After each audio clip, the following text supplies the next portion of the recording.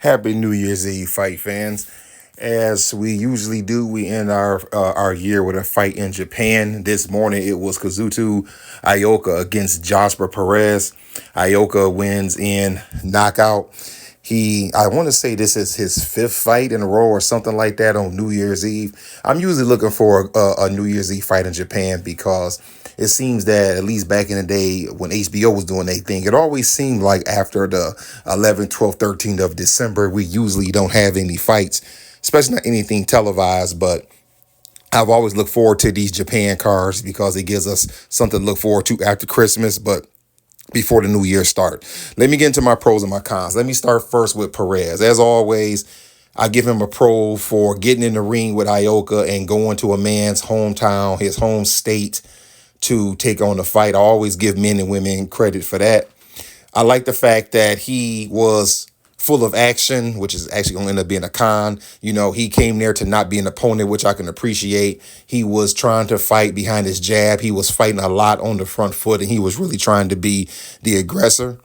The cons would be, unfortunately, it goes back to a pro. I said he was very active, but I think that is what allowed him to get knocked out. He was too open. He wasn't wild, but he was too open in there with Ioka, who it was very clear to me that from the first round, he was coming in for a knockout. As for Ioka, the pros would be upper body movement. He had good upper body movement. He wasn't standing still. He was coming in at different angles, and his hand speed is still there. He had good combination of punches. He was not only upstairs, but he was also downstairs.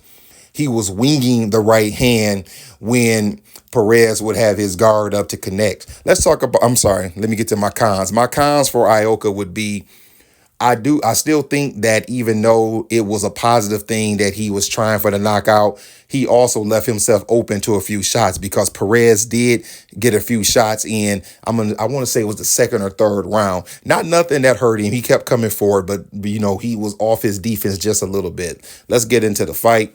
It was action-packed fight to me from the beginning of round one. Like I've said, Ioka came in clearly looking to knock his opponent out. I think when I looked at his record, he's had 5 or 6 straight fights of decision. I think he hasn't had a knockout since 2019 or somewhere around there. He came in looking to impress his hometown crowd, and that's exactly what he did. It was action-packed. Like I said, in the second round, Perez seemed to pick it up a little bit. I thought he had a pretty decent round there, but then we get to the fifth. They exchanged punches, but it was Ioka who comes out on the better end. It was actually, he went to the body, but it was actually a left hook to the head that put Perez down. Perez takes a knee like a veteran would to kind of get his head together. I think he was stunned a little bit, but not hurt yet. But then by the end of that round, he gets caught with a overhand right by Ioka, and he goes down. And to me, he was hurt. He gets back up, which I give him credit for, but for the next couple of rounds, Ioka did not let off the gas. He stayed on Perez. He kept the pressure on him, and eventually he caught him again with another right hand. If I remember, it was a straight right. He puts him down. This time the referee counts to 10. Perez was done, and the fight is over. So let's talk about what happens now for Kazuto Ioka. He mentioned even before this fight that he wanted Juan Francisco Estrada for this fight. And it seems like he still may want that fight next. Another name that I also heard was Bam Rodriguez. So those are 2 big names, big fights that Ioka could go for.